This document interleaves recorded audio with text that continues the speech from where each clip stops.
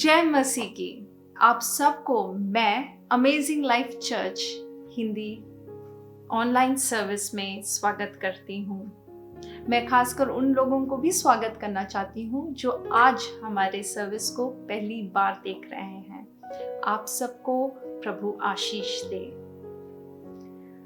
हम सब अपने अपने घर में हैं, एक साथ एक छत के नीचे आराधना तो नहीं कर पा रहे हैं, पर हम एक साथ फिर भी आराधना कर सकते हैं। आप मेरे स्क्रीन के नीचे हुए इस दिए हुए लिंक पे अगर आप संडे को 8 बजे लॉग इन करेंगे तो हम सब मिलकर प्रभु की आराधना एक साथ कर सकते हैं। ये लिंक है amazinglife.online.church। याद रखिए, संडे 8 बजे हमारा हिंदी सर्विस हम एक साथ कर सकते हैं। और यदि आप इंग्लिश सर्विस करना चाहते हैं तो इसी लिंक पर आप 9 बजे लॉग इन कीजिएगा। हम लोग लास्ट संडे क्या सीखे? हम लोग वचन से ये सीखे कि नाना प्रकार की परीक्षाओं में भी हमें आनंदित रहना है, अपने क्लेशों में भी हमें आनंदित रहना है। ये हम कैसे कर सकते हैं? ये तभी हो सकता है जब हम दूध पीने वाले बच्चों की तरह ना रहकर हम आत्मिकता में परिपक्वता को प्राप्त करें, और वो तभी प्राप्त कर पाएंगे जब हम प्रभु के वचन में दिन और रात मनन करें। मुझे एक कहानी याद आ रही है। ये कहानी है उस व्यक्ति का जो पहली बार जहाज में जा रहा था, और उसकी जहाज की टिकट इतनी ही महंगी थी तो उसने सोचा कि मैं जहाज पर खाना तो नहीं खाने जाऊंगा। तो वो जब भी खाने का वक्त आता था सभी मिलते थे, लेकिन वो अपने कमरे में रहता था और वो जो कुछ भी थोड़ा बहुत खाना को लेकर अपने साथ इस यात्रा के लिए निकला था, उसी खाने को वो खाता रहता था। जब जर्नी एंड हुआ, उसकी यात्रा एंड हुई, खत्म हुई 7-8 दिन के बाद, तो जब सभी जा रहे थे तो उस जहाज के कप्तान सभी को धन्यवाद दे रहे थे। और जब ये मनुष्य को, ये इस व्यक्ति को जब उसने देखा तो कप्तान ने उसे कहा कि सर, मैंने कभी आपको खाने पर तो नहीं देखा। मुझे उम्मीद है कि आपको मालूम था कि आपकी टिकट में आपका भोजन इंक्लूडेड था। ये सुनकर आदमी आश्चर्य हो गया। मेरे प्रियो, हम मसीहों में भी, हम में से ऐसे कुछ हैं जो ये सोचते हैं कि यीशु मसीह स्वर्ग का टिकट तो है, लेकिन हम आत्मिक रूप से अभी भी भूखे रह जाते हैं। परमेश्वर चाहता है कि हम दिन और रात हर रोज उनके साथ, उनके मेज पर उनके साथ बैठे और आत्मिक भोजन को ले, ताकि हम आत्मिक रूप से स्वस्थ रहें। ये टाइम है जब हम सब मिलकर अपने आत्मिक भोजन को कर सकते हैं। क्यों ना कुछ गीतों के द्वारा हम प्रभु परमेश्वर को महिमा दें। आइए ब्रदर अरविंद हमें आराधना में ले जाएंगे। सभी को एक बार फिर से जय मसीह की। और मैं परमेश्वर पिता का धन्यवाद करता हूँ, और मैं विश्वास करता हूँ कि आप लोग जहाँ कहीं भी हैं परमेश्वर की दया में आप सुरक्षित होंगे। और प्रभु का धन्यवाद हो कि एक बार फिर से हम आज आपसे इस प्रकार ऑनलाइन हम यूट्यूब के माध्यम से मिल पाते हैं, और इन सारी बातों के लिए भी परमेश्वर को सारी महिमा मिलने पाए। परमेश्वर का वचन कहता है कि हमें संसार से नहीं है, पर हम इस संसार में परदेसी होकर के रहते हैं, और हम उस आशा में जी रहे हैं कि कब हमें हमारा परमेश्वर, हमें यीशु मसीह कब हमें लेने के लिए आएंगे और हम उनके साथ स्वर्ग में निवास करेंगे। तो इस गीत के साथ हम परमेश्वर के नाम की आराधना करें। आसमां के पार जाएंगे, मेरा यीशु रहता वहाँ। नीले आसमां के पार जाएंगे, मेरा यीशु रहता वहाँ। हम मिलेंगे बादलों पर, हम मिलेंगे बादलों पर, देखेगा सारा जहां। नीले आसमां के पार जाएंगे, मेरा यीशु यीशु रहता वहाँ। नीले आसमां के पार जाएंगे, मेरा यीशु रहता वहाँ।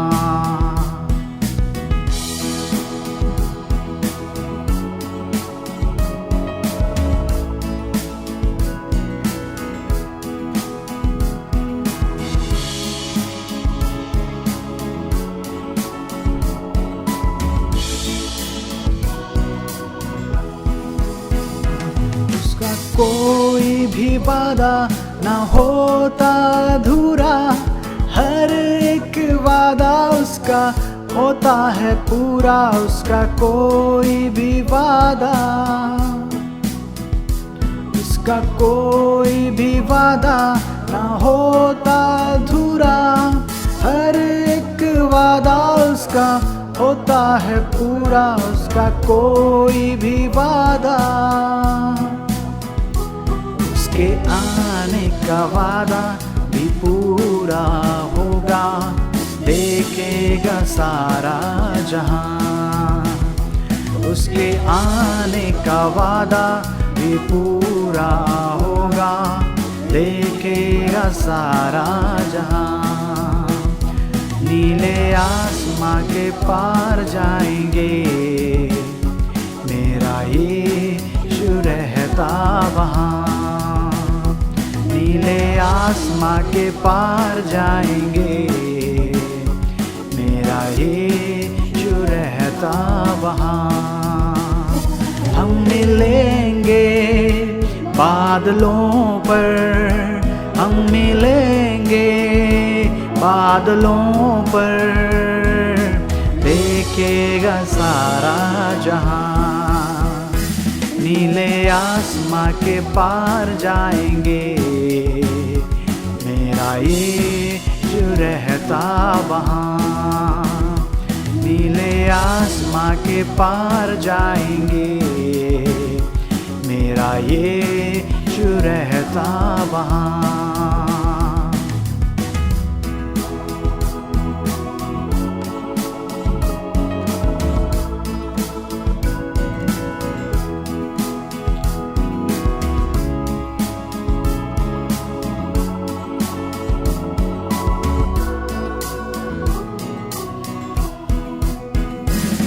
विश्वास है मेरा जो होगा पूरा, सपना ये मेरा ना रहेगा अधूरा। ये विश्वास है मेरा।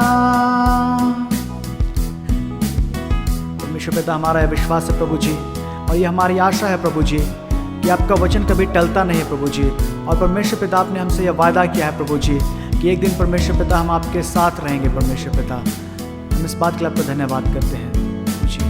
हालेलुया। आइए हम लोग सब मिलकर परमेश्वर पिता की आराधना करें।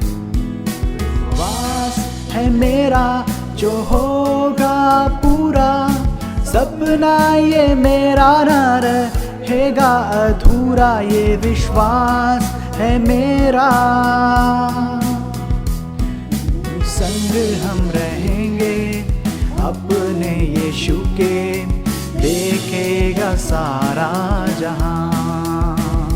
फिर संग हम रहेंगे अपने यीशु के, देखेगा सारा जहां। नीले आसमां के पार जाएंगे, मेरा यीशु रहता वहाँ। नीले आसमां के पार जाएंगे, मेरा यीशु रहता वहाँ। हम मिलेंगे बादलों पर, हम मिलेंगे बादलों पर, देखेगा सारा जहां। नीले आसमां के पार जाएंगे, मेरा यीशु रहता वहाँ। नीले आसमां के पार जाएंगे, मेरा यीशु रहता वहाँ।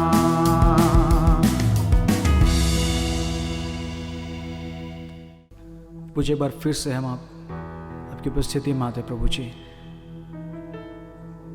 हालेलुया परमेश्वर पिता, और फिर से एक बार परमेश्वर पिता हम आपके नाम को ऊंचा उठाते प्रभु जी। स्तुति रूपी बलिदान परमेश्वर पिता हम आपको चढ़ाते हैं। हम आपको सारी महिमा और सारा आदर प्रभु आपको देते हैं।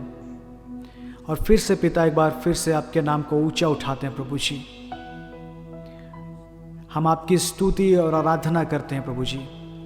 हालेलुया। राजाओं के राजा, प्रभुओं के प्रभु, महान सामर्थ्य यहोवा पिता परमेश्वर।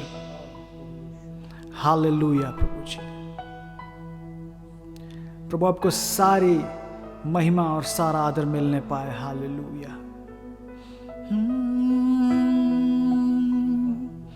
यीशु, सारी महिमा और आदर के योग्य तू। हालेलुया यीशु नाम।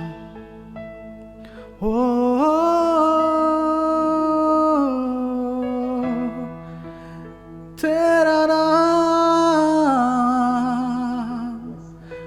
ऊंचा रहे यीशु नाम। सारा आदर सारी महिमा तुझको मिले ओ यीशु।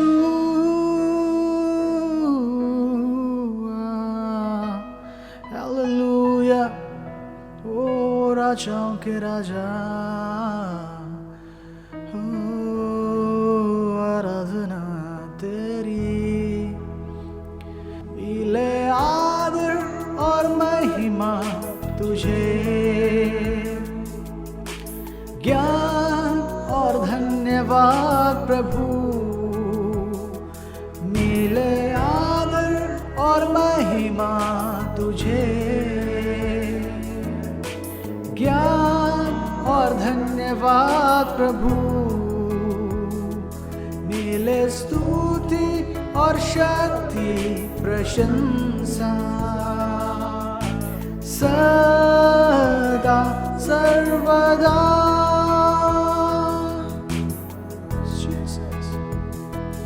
मिले आदर और महिमा तुझे,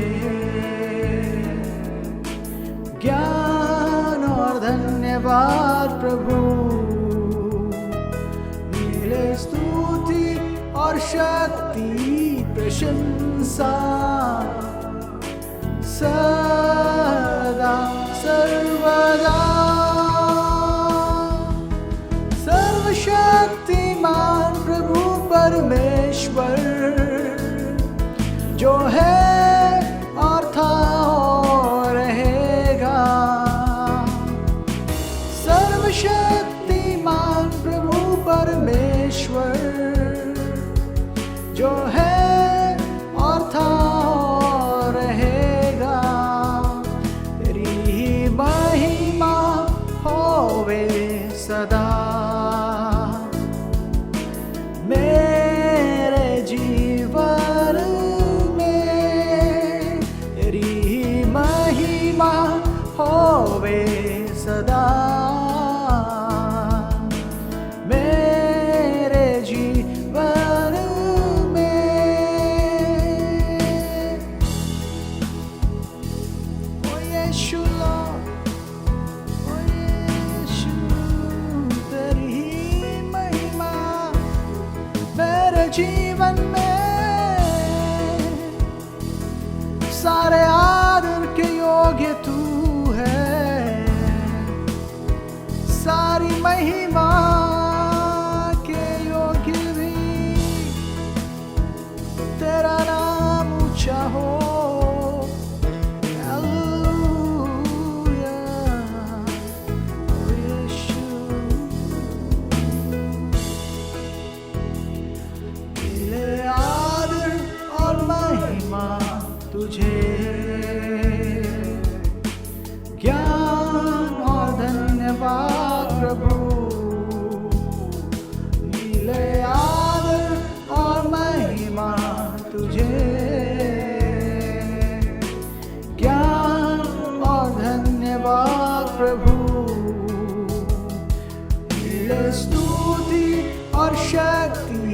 प्रशंसा सदा सर्वदा।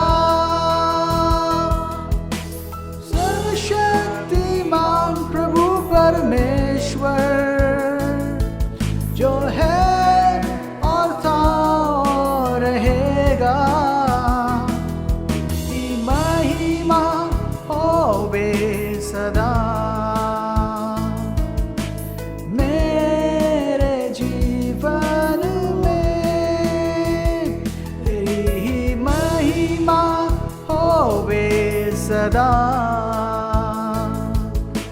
मेरे जीवन में तेरी महिमा होवे सदा। मेरे जीवन में तेरी महिमा होवे सदा। मेरे जीवन में तेरी महिमा होवे सदा। मेरे जीवन में Yes Lord, तेरी ही महिमा होवे सदा। मेरे जीवन से खुदा सारा आदर और सारी महिमा हम आपको चढ़ाते हैं खुदा। तेरा नाम सब नामों में ऊंचा है, ओ यीशुआ। हालेलुया। ओ धन्यवाद खुदा, धन्यवाद खुदा। अपनी उपस्थिति हमारे बीच में उंडेलने के लिए परमेश्वर धन्यवाद।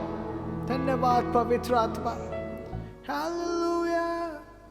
सारी महिमा आपको मिलने पाए, यीशु के नाम से मांगते हैं, आमीन। धन्यवाद भाई अरविंद और उनकी पूरी टीम के लिए जो हमें एक सुंदर आराधना की तरफ ले गए। ये तो सिर्फ एक स्टार्टर था, अभी मेन कोर्स बाकी है जो प्रभु का वचन है। आइए प्रभु के वचन में जाने से पहले हम अपने हृदय को तैयार करें। एक छोटी सी दुआ हम करते हैं, अपने आंखों को बंद करते हैं। पिता परमेश्वर, हम धन्यवाद देते हैं कि तूने आज फिर से एक मौका दिया, एक दिन दिया ताकि हम तेरी स्तुति, आराधना और महिमा को कर सके। प्यारे परमेश्वर, हम सबको तूने एक अच्छा स्वास्थ्य दिया, हम सबको इस महामारी से बचा के रखा, हमारे परिवार वालों को प्यारे परमेश्वर तूने सुरक्षित रखा, उसके लिए धन्यवाद देते हैं। हमें अच्छा स्वास्थ्य दे प्रभु, ताकि हम दूसरों की मदद आ सकें। प्यारे परमेश्वर, हम विशेषकर तेरे वचन के लिए प्रार्थना करते हैं, तेरे दास के लिए प्रार्थना करते हैं। तू अपने दास को सामर्थ्य से इस्तेमाल कर, अभिषेक से उंडेल दे प्यारे परमेश्वर, ताकि उनके मुख से हर एक जो बातें निकलती हैं वो तेरे अर्थ को दर्शाती हैं। प्यारे परमेश्वर, हर एक बातें जो वो बोलते हैं प्यारे परमेश्वर, सही अर्थ के साथ बोलने के लिए तू उन्हें सहायता कर, और हम सुनने वालों के हृदय में तेरा वचन निरंतर काम करने पाए। धन्यवाद के साथ ये छोटी सी दुआ हम यीशु मसीह के नाम से मांगते हैं, सुन और दया से ग्रहण कर, आमीन। आइए इस वक्त हम प्रभु के वचन में जाएं।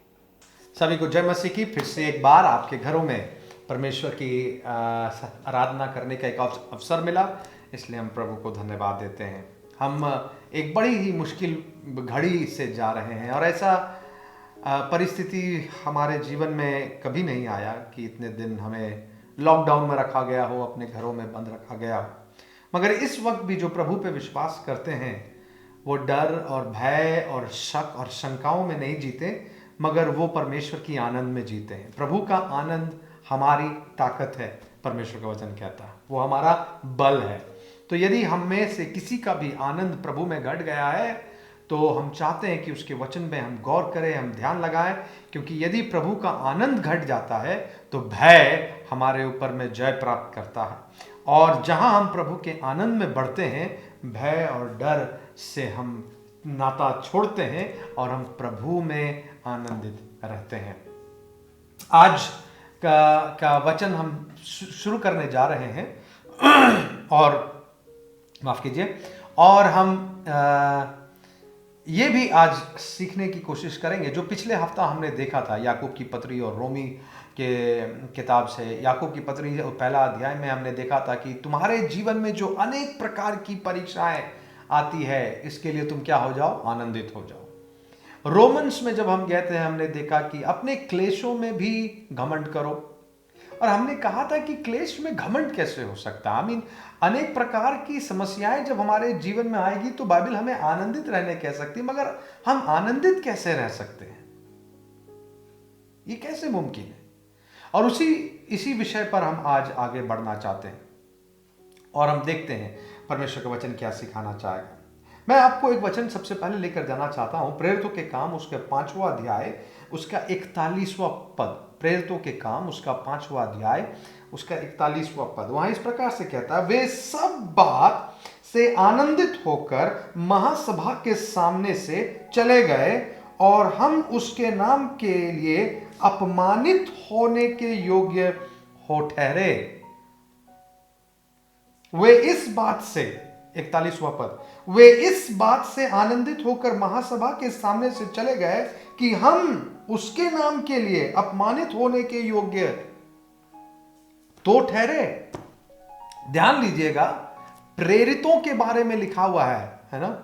प्रेरितों को जब महासभा में पकड़ कर लाया गया ताकि उन्हें अपमानित करे, और वहां पर थोड़ी ऊपर में आप पढ़ेंगे तो वहां पे लिखा हुआ है उन्हें मारा भी गया, अपमानित भी किया गया, धमकी भी दी गई कि यीशु का प्रचार नहीं करना, और फिर उन्हें वहां से भेज दिया गया। और जब उन्हें भेज दिया गया तो प्रेरित लोग क्या कहते हैं? प्रेरित कहते हैं इस बात से वो आनंदित हो गए कि उस यीशु के नाम के लिए उन्हें क्या करना पड़ा, उन्हें अपमानित होना पड़ा, उसके लिए अपमानित होना पड़ा। ये हमारे लिए दुख की बात नहीं, ये उनके लिए आनंद की बात थी। अब आप समझिए, जब पौलुस कहता है, क्या कहता है? अपने क्लेशों में भी क्या करो, घमंड करो। जब याकूब कहता है क्या, अनेक प्रकार की परीक्षाओं में जब तुम पढ़ो तो क्या करो, आनंदित हो जाओ। क्यों आनंदित हो जाओ? क्लेशों में घमंड क्यों करो? क्योंकि तुम्हारा गुरु प्रभु यीशु मसीह भी इन सारे क्लेशों से होकर इस संसार में गुजरा। और जब तुम्हारे जीवन में क्लेश आती है तो तुम घमंड करो। क्यों? कि हमारा गुरु जिस क्लेशों से गुजरा, उस क्लेश में हमें भी भागीदार बनने का अवसर मिला। यह बाइबल सिखाती है। पुराने नियम में आप देख लो, इस्राएलियों के जीवन में आप देख लो, दुखों और पीड़ों से होते हुए उन्हें गुजरना पड़ा। नए नियम में आप आ जाओ, यीशु मसीह को देख लो, यीशु मसीह के चेलों को देख लो, आप नए नियम के किताबों को, पौलुस के जीवन को देख लो, किसी के भी जीवन को निकाल कर देख लो। हमें क्या दिखाई देता है? हमें दिखाई देता है सभी इस संसार में दुख और पीड़ाओं को लेकर गुजरे, मगर उनमें से किसी ने भी अपनी दुख और पीड़ाओं में अविश्वास और आंसुओं को बहाने वाली बातों को नहीं किया, मगर उनमें से सब ने कहा, जैसे पौलुस कहता है, मेरे लिए जीना मसीह है तो मेरे लिए मर जाना भी लाभ है। ये संदेश आज हम परमेश्वर के वचन से सीखने जा रहे हैं। जब हम प्रेरितों के काम उसके 5वें अध्याय उसके 41वें पद में देखें कि वे जब अपमानित हुए, वे आनंद की बात समझकर चले गए। क्योंकि जब उन्हें अपमानित किया जा रहा था तो महासभा में बैठे सारे लोग उनसे एक ही चीज कह रहे थे, क्या? तुम इस यीशु का प्रचार करना बंद करो। और आपको मालूम है, यदि 5वां अध्याय आप पढ़ेंगे तो आपको पता चलेगा, इन लोगों ने क्या कहा? इन प्रेरितों ने कहा कि यह आज्ञा हमें किसी मनुष्य से नहीं मिली है कि वचन का प्रचार करो, यह आज्ञा हमें परमेश्वर से मिली है कि वचन का प्रचार करो, और हम परमेश्वर की आज्ञा का पालन करेंगे।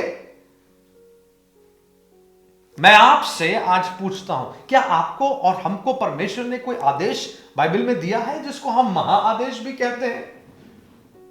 हम सब जानते होंगे महाआदेश क्या है। बाइबल में महाआदेश और महाआज्ञा, आज्ञा, बड़ी आज्ञा हम सब जानते हैं। महादेश में हमसे कहा इसलिए तुम जाओ सारी जातियों के लोगों को क्या करो, चेला बनाओ, उन्हें पिता और पुत्र और पवित्र आत्मा के नाम से बपतिस्मा दो, उन्हें परमेश्वर की वचन को मानना, परमेश्वर की आज्ञाओं को मानना सिखाओ, इसलिए तुम जाओ सुसमाचार सुनाओ। ये परमेश्वर का आदेश है और ये आदेश हमें किसी इंसान से नहीं मिला, हमें परमेश्वर से मिला, स्वयं परमेश्वर से मिला। और जब हम इस आदेश का पालन करेंगे तो क्या होगा मालूम है? जब हम इस आदेश का पालन करेंगे तो हमें दुखों का सामना करना पड़ेगा, मगर जब इन प्रेरितों को यही आदेश का पालन करने समय अपमानित होना पड़ा तो जानते हैं प्रेरितों ने क्या कहा? हम आनंदित हो गए कि कम से कम हमें उसके नाम के निमित्त दुख उठाने का अवसर मिला। जो प्रभु से प्रेम करते हैं, जो वचन से प्रेम करते हैं, वो इन अपमानों से नहीं डरते। जो वचन से प्रेम करते हैं वो अपने ईश्वर से नहीं डरते हैं, अपने ईश्वर के नाम से अपमानित भी महसूस नहीं करते। जो प्रभु यीशु से प्रेम करते हैं वो बड़ी गर्व और घमंड के साथ अपने ईश्वर के नाम को लेते हैं और उसके वचन को में चलने का प्रतिदिन प्रयास भी करते हैं, क्योंकि उन्हें विश्वास है यदि आकाश के नीचे पृथ्वी के ऊपर कोई भी ईश्वर है तो वो ईश्वर का नाम प्रभु यीशु मसीह है। ये हमारा विश्वास है, ये आपका विश्वास है, ये मेरा विश्वास है। मगर आप इस संसार में जब हम ईश्वर के बारे में लोग बात करते हैं तो लोगों की क्या सोच है बताइए, क्या कल्पना है? लोगों की सोच है ईश्वर का मतलब अच्छा जीवन होना चाहिए, कोई तकलीफ नहीं होनी चाहिए। यदि मेरे जीवन में कोई तकलीफ नहीं है, कोई दुख नहीं है, कोई समस्याएं नहीं है, तब मेरा ईश्वर अच्छा है। लोग यही सोचते हैं। यदि ऐसा देखना हो तो इस संसार में कोई भी ऐसा व्यक्ति नहीं है जिसके जीवन में दुख और तकलीफ नहीं। इस संसार में कोई भी ऐसा व्यक्ति नहीं है जिसके जीवन में समस्याएं नहीं है। सबके जीवन में समस्याएं हैं, सबके जीवन में तकलीफें हैं, मगर एक चीज याद रखिएगा, सबके जीवन में इन तकलीफों के साथ में वो सुंदर आशा नहीं है जो सुंदर आशा आपके पास और मेरे पास में। सबके जीवन में तकलीफें तो हैं, मगर उनके पास यीशु मसीह नहीं है। हमारे जीवन में तकलीफ तो है, मगर हमारे पास यीशु मसीह है, और ये बहुत बड़ा फर्क है। मैं बताता हूं क्यों। क्योंकि हमारे पास जब इन दुखों के साथ यीशु है तो यीशु हमें क्या करता है? वो हमें मदद करता है। वो हमसे कहता है डरो मत, मैं तुम्हारे साथ हूं, जीवन के अंत तक मैं तुम्हारे साथ रहूंगा। तुम्हें अपना क्रूस उठाना पड़ेगा, मगर मैं भी तुम्हारे साथ तुम्हारी मदद करूंगा। मैं तुम्हें छोड़ूंगा नहीं इन दुखों में, मैं तुम्हें त्यागूंगा नहीं इन दुखों में। और याद रखना, मैं तुम्हारे निवास स्थान को बनाने के लिए गया हूं। ये संसार, तुम्हें इस संसार छोड़ना भी पड़े तब भी मेरे घर में तुम्हारे लिए बहुत सा जगह रखा गया है।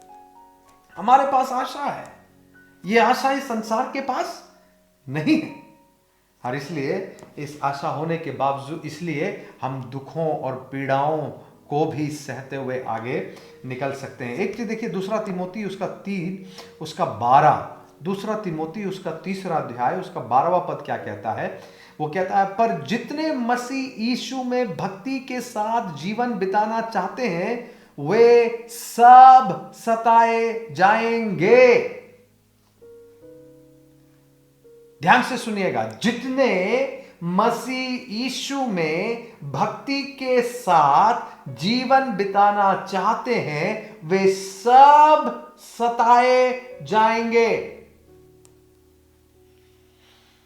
तो समस्या तब है जब हम सताए नहीं जा रहे हैं क्योंकि बाइबल कहती है कि यदि हम भक्ति के साथ जिएंगे तो हम सताए जाएंगे, और यदि हम सताए नहीं जाते हैं तो हो सकता है कि हमने अपनी भक्ति को कम कर दिया और संसार के साथ हाथ को क्या कर लिया? मिला लिया। उनके झूठ के साथ हमने हाथ को मिला लिया, संसार के फरेब के साथ हमने हाथ मिला लिया। कई बार हम सच में खड़े होने से इतना डर जाते हैं, हम सच्चाई के साथ खड़े होने में इतना डर जाते हैं कि हम झूठ का हाथ थाम लेते हैं।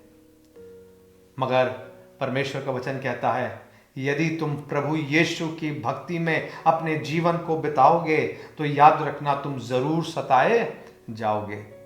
आज आपको और मुझको जो वचन चाहिए वो ये है कि आओ हम मिलकर भक्ति से एक प्रभु के लिए जीवन को बिताएं।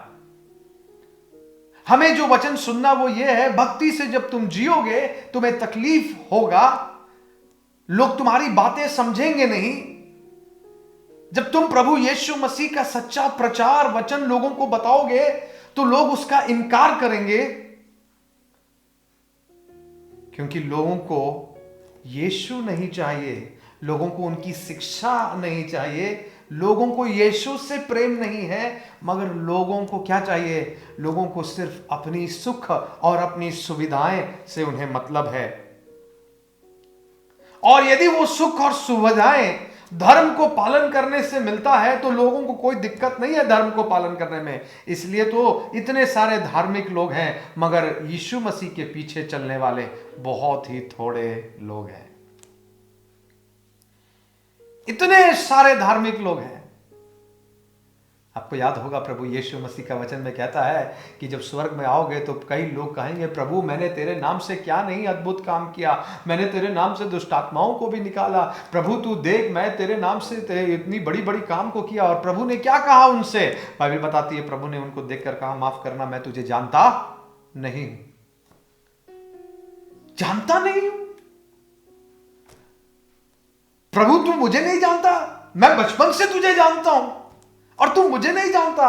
और प्रभु कहेगा, तू मुझे बचपन से इसलिए जानता है क्योंकि तू अपने माता पिताओं का धर्म को पूरा कर रहा था, तू मुझे नहीं जानता था, तू सिर्फ धर्म पूरा कर रहा था।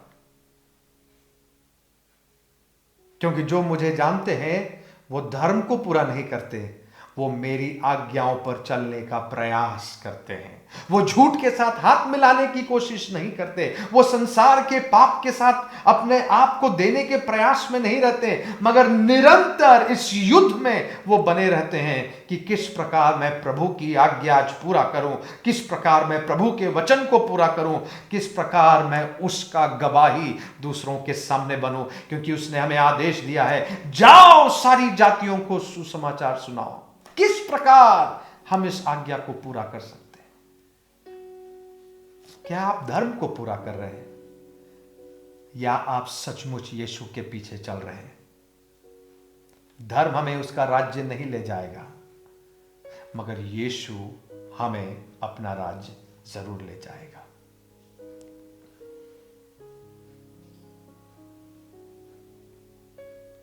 पहला पत्रस उसका 4 अध्याय उसके 12वां पद हम देखेंगे, वहां लिखा हुआ है, हे प्रियो, जो दुख रूपी अग्नि तुम्हारे परखने के लिए तुम में भड़की है।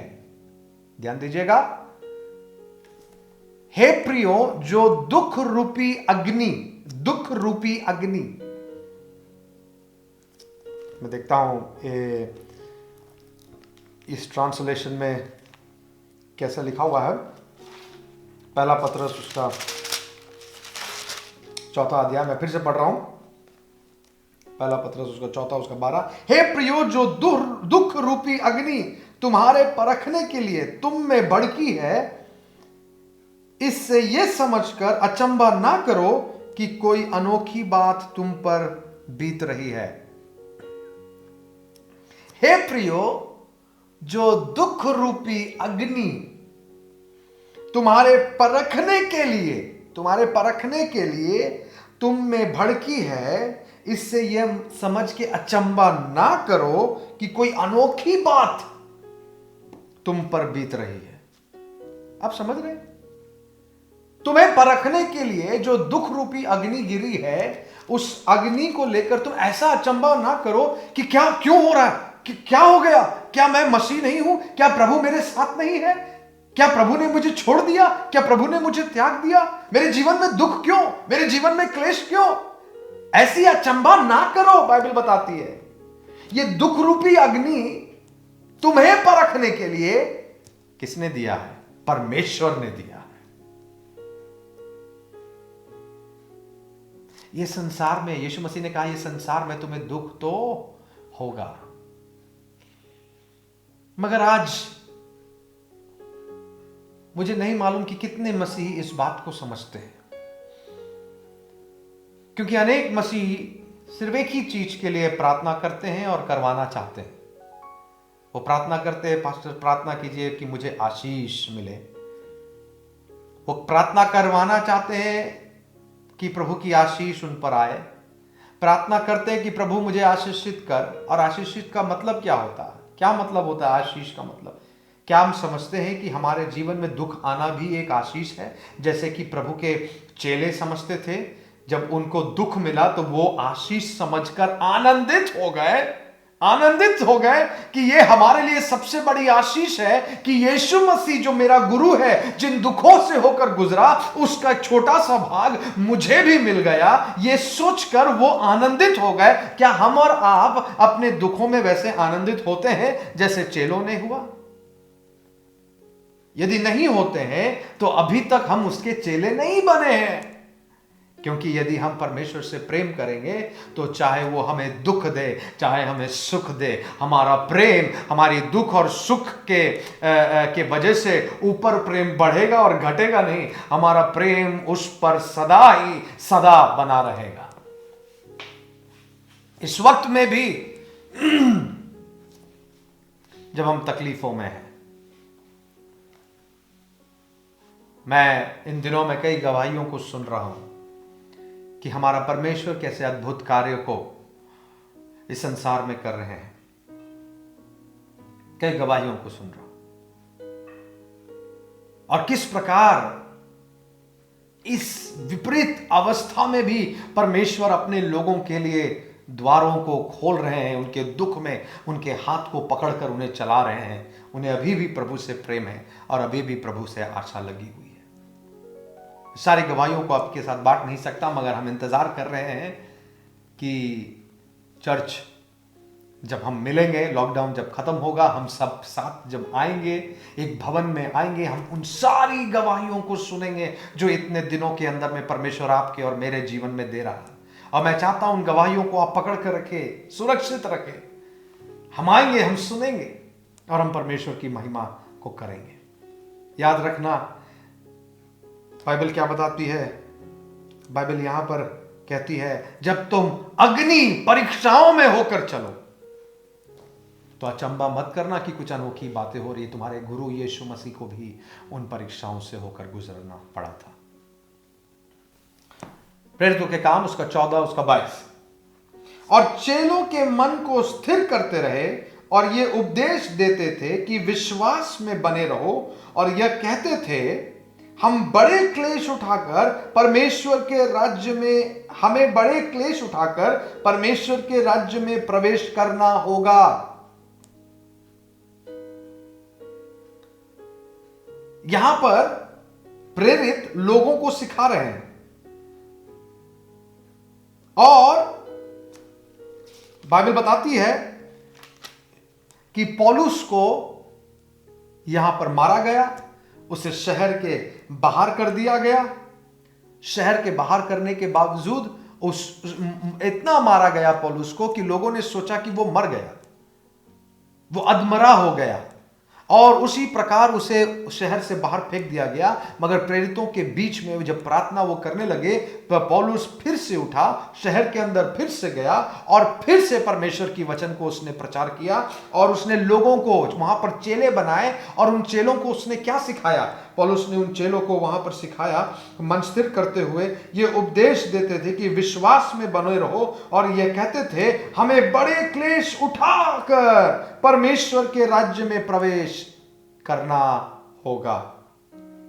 पौलुस ने अपने चेलों को क्या सिखाया आपको मालूम है? सच्चा वचन सिखाया, ताकि उसके चेले स्थिर रहें, आंधी और तूफान में उखड़ ना जाए, टूट ना जाए, बिखर ना जाए, और आज के मसीही के जैसे दूध पीते हुए बालक के समान ना रहे।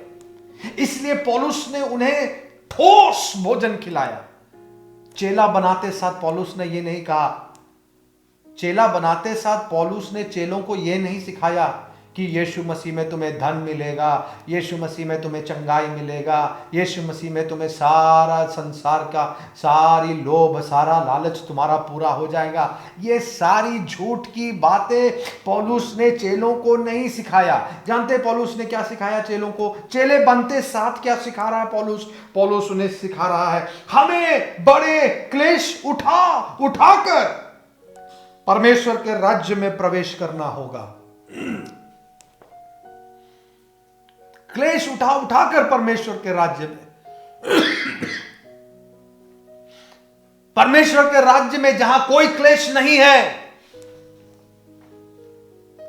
जहां सारे दुख खत्म हो जाएंगे, वो राज्य में आपको और हमको प्रवेश करना है। मगर वो राज्य में प्रवेश करने के लिए हम सुख और विलास के जीवन को जीकर उस राज्य में प्रवेश नहीं कर सकते हैं। उस राज्य में प्रवेश करने के लिए हमें अपना क्रूस उठाना पड़ेगा, हमें अपने विश्वास के लिए खड़ा होना पड़ेगा, चाहे लोग हमें अपमानित ही क्यों ना करें। हमें परमेश्वर के आदेश का पालन करना पड़ेगा, और वो आदेश है, जाओ सारी जातियों को चेला बनाओ। पौलुस कहता है, चेला बनाते के साथ ही पौलुस कहता है, देखिए पौलुस को मारा गया, बाहर निकाल दिया गया। आप पढ़िएगा प्रेरितों के काम उसका 14 अध्याय। पौलुस उठकर फिर वापस शहर में गया, फिर से प्रचार किया, और वहां कई चेलों को वो खड़ा किया, और उन चेलों को खड़ा करने के साथ ही उन्हें सिखा रहा है, तैयार हो जाओ, तुम भी तैयार हो जाओ। किस बात के लिए तैयार हो जाओ? क्योंकि जिसको तुमने अभी ग्रहण किए हो उसके लिए तुम्हें दुख उठाना पड़ेगा। और वो तैयार भी हो गए। क्यों जानते हैं? क्योंकि उन लोगों ने इस ईश्वर से आने वाली भलाइयों पर नजर नहीं डाला, उन लोगों ने इस ईश्वर पर नजर डाला, और वो लोग इस बात को समझ गए कि यही तो एकमात्र परमेश्वर है, परमेश्वर है। और यदि परमेश्वर उनको दिख गया कि ये परमेश्वर है, और यदि परमेश्वर ने आदेश दिया तो हमें पूरा करना है, अपनी सुख और विलास के लिए नहीं। क्योंकि आकाश को बनाने वाला, पृथ्वी को बनाने वाला, राजाओं का राजा, प्रभुओं का प्रभु का यह आदेश है। वो देख लिए, वो समझ गए कि इसको छोड़ कोई ईश्वर नहीं है। क्या आप देख सकते हैं कि यीशु ही प्रभु है? क्या आप देख सकते हैं कि यीशु ही सृष्टिकर्ता परमेश्वर है? क्या आप देख सकते हैं कि उसे छोड़ कोई ईश्वर नहीं? यदि आप इसे देख पाएंगे, यदि आप इसे समझ पाएंगे, तो अपने जीवन के दुख और क्लेशों में भी आप कहेंगे, मेरा यीशु अच्छा है, उसमें मुझे शांति मिलती है, उसमें मुझे आनंद मिलता है, और उसमें मुझे एक आशा मिलती है, जो आशा मुझे कोई और नहीं देता, कोई और मुझे नहीं देता।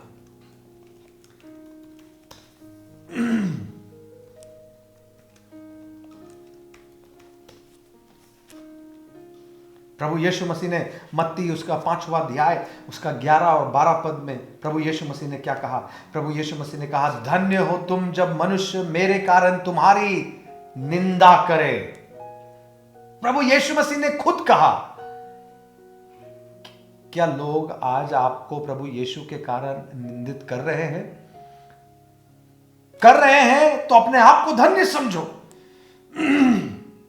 यदि लोग प्रभु यीशु मसीह के कारण आपको अपमानित कर रहे हैं, तो यीशु मसीह कहता है अपने आप को धन्य समझो। और यदि नहीं कर रहे हैं तो उसके लिए जीना आरंभ करो, क्योंकि जब हम उसके लिए जीना आरंभ करेंगे तो लोग हमें अपमानित ऑटोमेटिकली करना शुरू करेंगे। यदि हम उसके लिए नहीं जिएंगे तो फिर हमें अपमानित लोग ऐसे भी नहीं करेंगे। मगर प्रभु यीशु मसीह का, धन्य है तुम, धन्य हो तुम जो मनुष्य मेरे कारण तुम्हारी निंदा करते हैं और सताए और झूठ बोल बोल कर तुम्हारे विरोध में सब प्रकार की बुरी बात कहे।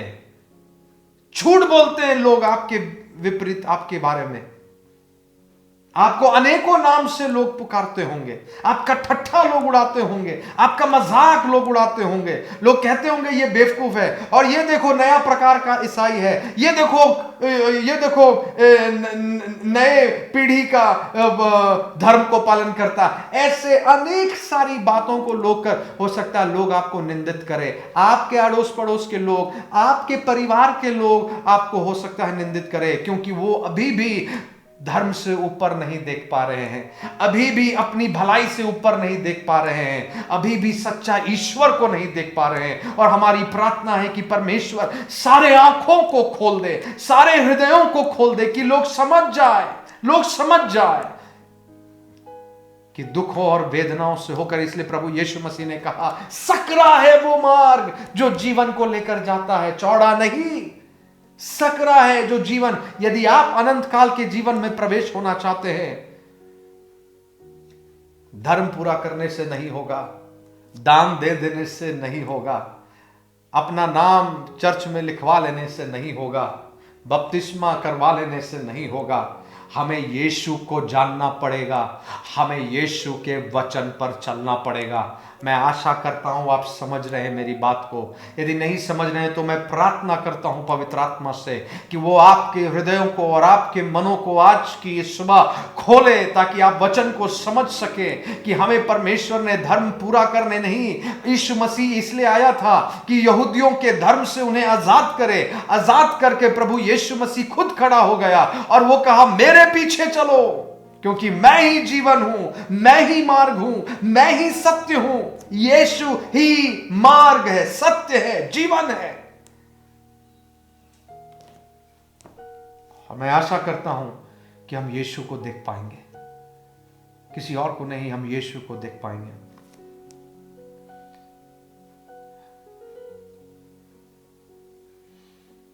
मैं चाहता हूं इब्रानियों की पत्री उसके 12वां अध्याय उसका दूसरा पद पे हम ध्यान दें। इब्रानियों की पत्री उसका 12वां अध्याय, इब्रानी 12 उसका दूसरा पद। वहां इस प्रकार से क्या लिखा हुआ है, और विश्वास के कर्ता और सिद्ध करने वाले यीशु की ओर ताकते रहो। यीशु की ओर ताकते रहो। वो विश्वास का करता है, वो सिद्ध करने वाला है। जीवन मार्ग सत्य वही है, उसी की ओर ताकते रहो, जिसने उस आनंद के लिए जो उसके आगे धरा था। देखिए, यीशु मसीह ने उस आनंद के लिए जो उसके आगे आने वाला था, लज्जा की कुछ चिंता ना करके क्रूस का दुख सहा और परमेश्वर के सिंहासन की दाहिनी ओर जा बैठा। यदि आपका मेरा गुरु यीशु है तो हम उसी की ओर देखेंगे ऑब्वियसली, है ना, हम उसी की ओर देखेंगे। और बाइबल कहती है क्या करो, विश्वास के कर्ता और सिद्ध करने वाले यीशु की ओर देखो, अपनी नजर यीशु की ओर लगाओ, जिसने, प्रभु यीशु ने आनंद के लिए जो उसके आगे धरा था, मतलब वो आनंद अभी तक आया नहीं, वो आनंद आने वाला है, लज्जा की कुछ चिंता ना करके क्रूस का दुख उसने क्या कर लिया, सह लिया और परमेश्वर के सिंहासन की दाहिनी ओर जा बैठा। मेरे प्रियो ध्यान से सुनिएगा, उस आनंद के लिए जो हमारे सामने में है, उस आनंद के लिए जो अभी तक आया नहीं, आने वाला है, उस आनंद के लिए हम लज्जा की कुछ चिंता ना करते हुए, शर्म की कुछ चिंता ना करते हुए, अपमान की कुछ चिंता ना करते हुए, जैसे यीशु मसीह क्रूस पर दुख सह लिया, हम भी अपमान को यदि लोग करते हैं तो हम सह ले, मगर सच्चाई से हम कभी पीछे ना हटे, सच को कभी हम झुकने ना दे। यीशु जो सच है उसका प्रचार हम निरंतर करते रहे, उसे हम बांटते रहे, और जो बंधन में है उन्हें हम आजाद करते रहे, क्योंकि ये संसार जो अंधकार में है उसे रोशनी की जरूरत है, और वो रोशनी प्रभु यीशु मसीह है। और उसने आपको और मुझे एक आदेश दिया है, इसलिए तुम जाओ, जाकर मेरे नाम में चेलों को तैयार करो। मैं आशा करता हूं कि परमेश्वर हमें ये करने के लिए मदद करेगा। प्रभु यीशु मसीह भी उस आनंद के लिए क्रूस के दुख को सह लिया, और हम भी वो आनंद जो आने वाला है, वो आनंद के लिए अपने क्रूस को इस संसार में जरूर उठाएंगे। हम यीशु से इसलिए प्रेम नहीं करते कि उससे हमारी प्रार्थनाएं स्वीकार होती है, हमारा प्रार्थना उत्तर में बदलता, हमको फायदा है। नहीं, प्रेम हम कभी भी फायदा देखकर नहीं करते। प्रेम हम जब भी करते हैं, हम सच्चाई से करते हैं, हृदय से करते हैं। क्योंकि जो फायदा से प्रेम करता है वो अपने प्रेम को उस दिन त्याग देगा जिस दिन उसका फायदा नहीं होगा। जब भी उसे ठोस लगेगी वो अपने प्रेम को छोड़ देगा। क्या आप फायदा से प्रेम करते हैं या आप सच्चाई से प्रेम करते हैं? यदि आप सच्चाई से प्रेम करते हैं तो आप यीशु से निरंतर प्रेम करते रहेंगे, और यदि आप उससे आने वाले फायदों से प्रेम करते हैं तो आपका प्रेम ज्यादा दिन नहीं रहेगा। क्योंकि दुख तो हमारे द्वार पर खड़ा है, आज नहीं तो कल आएगा ही, परखने के लिए ही सही मगर आएगा जरूर। और जब दुखों में जो खड़ा रहता है वही बोल सकता है कि वो यीशु से सचमुच प्रेम करता है, क्योंकि उसने यीशु को देख लिया है, अपने हृदय की आंखों से देख लिया है कि उसे छोड़ कोई ईश्वर नहीं है। इब्रानियों 13 उसका 13 और 14 में पढ़ना चाहूंगा। इब्रानियों 13 उसका 13 और 14 ध्यान से सुनिएगा। यह वचन कहता है, इसलिए आओ उसकी निंदा अपने ऊपर लिए हुए छावनी के बाहर उसके पास निकल चले, क्योंकि यहां हमारा कोई स्थायी नगर नहीं, वरन हम एक आने वाले नगर की खोज में हैं। मैं फिर से इब्रानी उसका 13वां अध्याय उसका 13 और 14 पढ़ना चाहूंगा। इसलिए आओ उसकी निंदा अपने ऊपर लिए हुए छावनी के बाहर उसके पास निकल चलें। 14, क्योंकि यहां हमारा कोई स्थिर नगर नहीं, वरन हम एक आने वाले नगर की खोज में हैं। यहां हमारा कोई स्थिर नगर नहीं है, मगर आने वाले नगर की खोज में आओ हम निकल चले।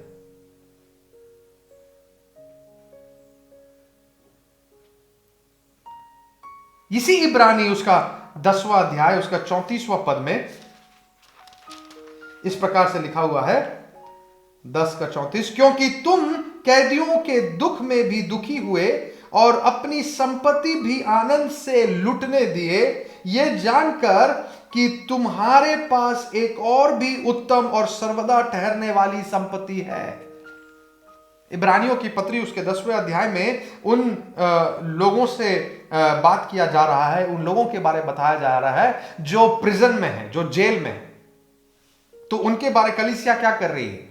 वहां लिखता है, क्योंकि तुम कैदियों के दुख में तुम भी क्या हुए? दुखी हुए, और तुमने अपनी संपत्ति को भी लुटने दे दिया। कैदी दुखी है, तुम उनके दुख में शामिल भी हुए, अपनी संपत्ति को तुमने क्या कर दिया? अपनी संपत्ति भी आनंद से लुटने दिया, यह जानकर कि तुम्हारे पास एक और भी उत्तम और सर्वदा ठहरने वाली संपत्ति है।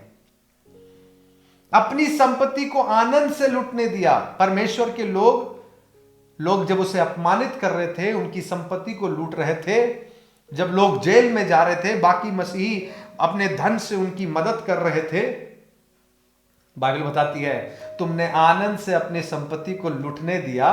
क्यों? तुम्हें दुख नहीं हुआ जब तुम्हारी संपत्ति लूटी जा रही थी, तुम्हें दुख नहीं हुआ। क्यों? क्योंकि तुम्हारे पास इस संसार से भी बड़ी संपत्ति तुमने पहले ही क्या कर लिया था?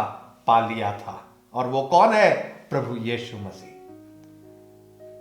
जो प्रभु यीशु मसीह को अपने जीवन का सबसे बड़ा संपत्ति समझता है, उसे इस संसार की दुख और वेदनाएं उसे समाप्त नहीं कर सकती, उसे दबा नहीं सकती, उसे निराश नहीं कर सकती, क्योंकि उसका संपत्ति कभी संसार था ही नहीं, उसका संपत्ति कभी संसार का सुख और विलास था ही नहीं, उसका संपत्ति कभी संसार का धन और दौलत था ही नहीं। उसका संपत्ति तो शुरू से ही यीशु था, यीशु है और यीशु रहेगा। और जिसका संपत्ति, असली संपत्ति यीशु है, उसे कोई डरा नहीं सकता, कोई हिला नहीं सकता, कोई दबा नहीं सकता, कोई निराश नहीं कर सकता, कोई हरा नहीं सकता। मैं आशा करता हूं कि हम सच्ची संपत्ति को देख पाएंगे। यीशु से आने वाली संपत्ति नहीं, यीशु को ही अपना संपत्ति समझ पाएंगे। यीशु से मिलने वाला फायदा नहीं, यीशु को ही अपना सबसे बड़ा फायदा हम समझ पाएंगे। यीशु के नाम से खुलने वाली तिजोरी पर नहीं, मगर यीशु को ही अपना सबसे बड़ा संपत्ति और वो तिजोरी समझने वाले लोग से मैं आज कहना चाहूंगा, यदि यीशु आपका ईश्वर और परमेश्वर है तो याद रखिएगा, कोई आपको डरा नहीं सकेगा, कोई आपको हिला नहीं सकेगा, और आपका आनंद सदा प्रभु में बना रहेगा। मैं आपसे समाप्त करने से पहले अनुरोध करता हूं, हम धर्म का पालन, धर्म के पीछे ना चले, धर्म की बातों को पूरे करने में हम अपना जोर और होश और सामर्थ्य और धन ना लगाएं। यदि कुछ पूरा करना है तो हम यीशु की आज्ञाओं को माने और उस पर पीछा चले। क्यों? क्योंकि धर्म तो इंसानों ने बनाया है, इंसानों ने रीति विधियां ये वो इंसानों ने हमें बना कर दिया है, मगर प्रभु यीशु मसीह ने हमें कहा, मेरे पीछे चलो, मेरी आज्ञाओं को मानो। जो प्रभु यीशु मसीह के पीछे चलता है वो धर्म से ऊपर रहता है, उससे बढ़कर करता है, उससे बढ़कर वो बाहर निकलता है, वो सुसमाचार फैलाता है, वो उसकी आज्ञा को मानता है, वो वचन को पूरा करने की कोशिश करता है। क्यों? क्योंकि वो जानता है वो यीशु के पीछे चल रहा है। धर्म के क्रियाएं तो हमसे हो जाएगी, कोई असंभव वाली बात नहीं है, मगर यीशु के पीछे चलना आसान नहीं है। वो निरंतर एक युद्ध को चाहता है, जो युद्ध हमारे मांस और लहू से नहीं, इंसानों से नहीं, जो युद्ध हमारी शैतान की ताकतों से है, जो हमारा युद्ध हमारी आत्मिक जीवन में है, वो युद्ध हम रोज लड़े और प्रभु यीशु मसीह की आज्ञाओं को पूरा करें। मैं आशा करता हूं कि परमेश्वर के वचन आपसे बात किया। मैं विश्वास करता हूं कि हम जो दुख और पीड़ाओं में हैं, जो प्रभु यीशु मसीह के लिए अपमानित हो रहे हैं, और यदि हो रहे हैं तो अपने आप को धन्य समझे। प्रभु ने आपको छोड़ा नहीं, त्यागा नहीं। अपनी संपत्ति प्रभु यीशु मसीह को समझे, और जिस दिन ऐसा हो जाएगा उस दिन संसार की धन और संसार का डर, इससे आपको कोई फर्क नहीं होगा। प्रभु आपका मालिक बने, प्रभु आपको संभाले, ये मेरी आपके लिए प्रार्थना है। आइए अपनी आंखों को बंद करें, हम प्रार्थना करेंगे। परमेश्वर पिता, हम प्रार्थना करते हैं प्रभु यीशु मसीह, हमने पिछले हफ्ता देखा था अनेक प्रकार की परीक्षाओं को जब तुम में से जाते हो तो अपना आनंद समझो, क्लेशों को भी अपना घमंड समझो।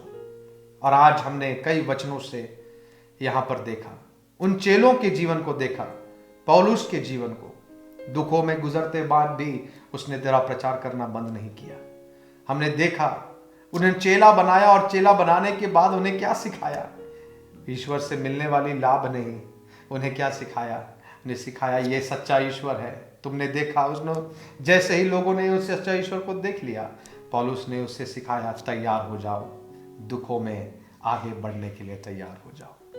प्रभु, मैं प्रार्थना करता हूं आज का ये संदेश यदि लोग के हृदय में बस जाए, मनों में बस जाए, तो आने वाले दिनों में चाहे कैसा भी दुख और तकलीफ क्यों ना हो, हम में से कोई भी अपने विश्वास में ना हिलेगा, ना टूटेगा। प्रभु, सभी कोई विश्वास में बना रहेगा, और हम सब तेरी आराधना आत्मा और सच्चाई से कर पाएंगे। सभी के घरों में तेरी आशीष होने पाए, सभी के जीवनों में तेरी आशीष होने पाए। ओ लो परमेश्वर, जहां जहां इन दिनों में घरों में आराधना हो रही है, उन सारी आराधनाओं में पवित्र आत्मा उतर कर आने पाए। ओ प्रभु, तू जिस जिस हृदयों से बात कर रहा है, उन सारे हृदयों में परमेश्वर का आनंद इस वक्त उतर कर आने पाए। परमेश्वर, हम प्रार्थना करते हैं, तू नया बनाने वाला परमेश्वर है। कईयों के हृदय को तू आज नया बनाएगा, कईयों को तू नम्र और दीन करेगा और तेरे वचन की सच्चाई में खड़े होने का हिम्मत तू प्रदान करेगा। हम विश्वास करते हैं। आदर और महिमा हम आपको देते हैं। आपने प्रार्थना सुना, धन्यवाद, यीशु मसीह के नाम से, आमीन।